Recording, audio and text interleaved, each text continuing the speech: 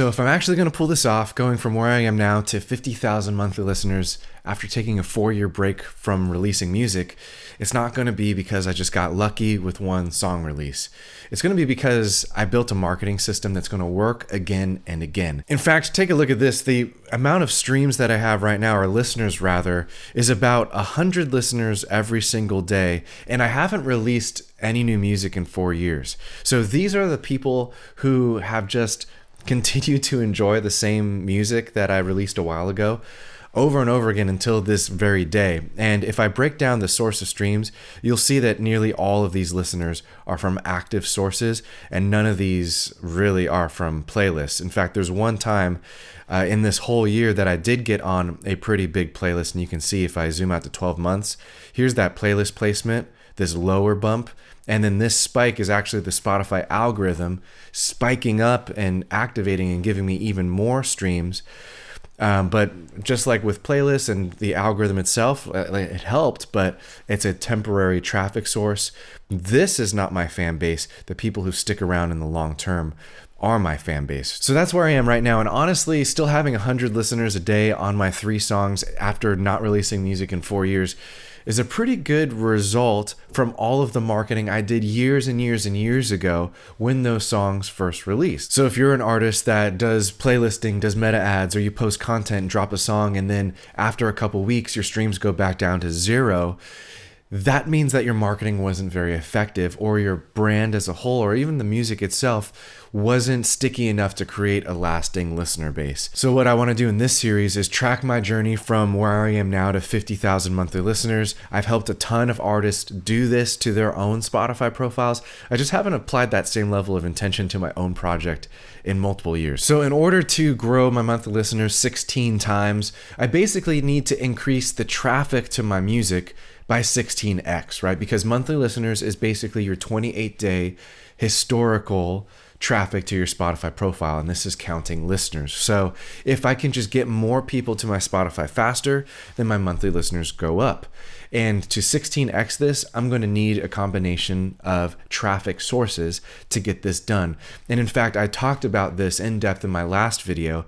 If you haven't watched that yet, go check it out. You could probably click right here somewhere. But basically, over the next 6 months, I'm going to release 5 songs. And those songs are going to be what the stories and the ads and the content are going to surround. Hold on really quick, because that's a super important point. The number of songs that I have in my marketing engines generating traffic is going to directly influence the number of monthly listeners I'm ultimately able to achieve, right? It's going to increase my capacity for having a higher monthly listener count. And that's super important because my 3 songs that I have right now, I could go back and promote them more and dig out the storylines and create more content. However, having more songs and new songs is going to help that even further because I'll be able to A/B test creatives. I'll be able to figure out which songs are going to be the most attractive and are my best gathering songs for finding new people and bringing them into my world, right? And so whether it's an old song or a new song, back catalog or new release, I'm going to have to pull the stories out of those songs either way, unless if I'm doing playlisting, right? Because playlisting is the only way to market without creating videos. We do that for our clients all the time, whether it's an old song or a new song, we'll throw it into a playlist because of that influencer marketing nature. We don't have to find the storylines, but for social media, and if we're going to do social media marketing, I'm going to benefit from having more songs in my campaigns testing and having more traffic going to my Spotify at the end of the day. But I just want to double down. Having new music is going to be huge for testing new creatives, having multiple songs to test in advertisements and in playlists. And that's going to help my short-term effectiveness in my marketing. But here's the elephant in the room, and this leads me to my next point. Many artists out there are releasing new music regularly, and the story for them is that their new music isn't getting seen at all. And the reason for that is organic posting is great, but I'm not going to rely on it alone. And I just want to show you what happens when you add one more traffic driver to your music. Take a look at this artist. Right here is when we turned on meta ads in addition to the organic posting he was doing before. And he practically 5x'd his streams overnight. Now we did the same thing to another artist, and I specifically want you to look at the green line and the pink line in this screenshot. The green line is return listeners, and that increased once we turned on meta ads. And then the pink line at the very bottom is the algorithm and the algorithmic playlist. And once repeat listeners picked up, the algorithm also started to kick in way more regularly and with taller peaks. That tallest peak there, for example, is 100 monthly listeners, when before he was only getting maybe 10 monthly listeners from the algorithm. And again, I want to double down on that green line being so important, because with this guy, Chris, we turned on his ads, his green line, his repeat listeners immediately picked up.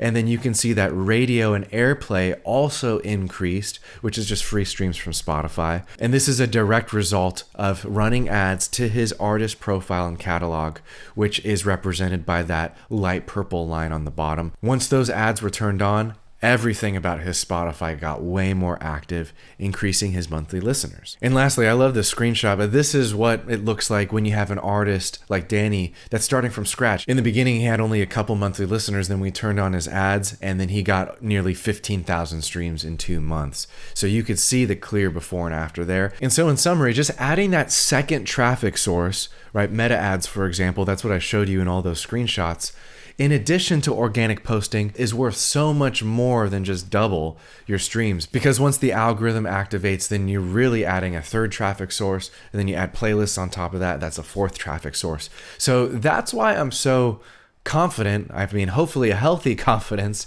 that I'll be able to hit that goal. And it's because I've done it already with my clients. And when I was releasing more music back in 2021 and 2022, that's what I did as well. And back then I was able to hit 50,000 monthly listeners during those release cycles. So I'm really making this goal just to kind of go back to my previous high. And then once I get there, I'll be transparent about you with what my next goal is, probably 100,000 monthly listeners, but that's going to require more song releases. And I want to stress, probably the third time in this video, that without new releases, it's very hard to push that increase in monthly volume to your Spotify, right? Because again, I'm not talking about streams. You can get more streams on an old catalog just fine. And I do that with my clients all the time too, with playlisting, right? But to have that permanently high monthly listener count that every artist wants, that is solved with release volume and frequency. And that's what I was missing, right? Taking a 4-year break. So here's what you can expect moving forward from me. I already have my next song release scheduled. It's going to drop in May. I wrote that song with 2 other co-writers. I'm definitely going to be doing some marketing campaigns for that. I don't know about the other guys. I'll have to check up with them. But for this next song, I'm going to start with a meta ads campaign, which means I need to film some creatives. I'm going to calculate my song save rate before adding the song to playlists, because it's hard to calculate song save rate once playlists are added into the mix. And if you don't know what song save rate is, watch this video right here where I talk about all of the different traffic sources and how your song save rate can drastically differ depending on how someone discovers your song.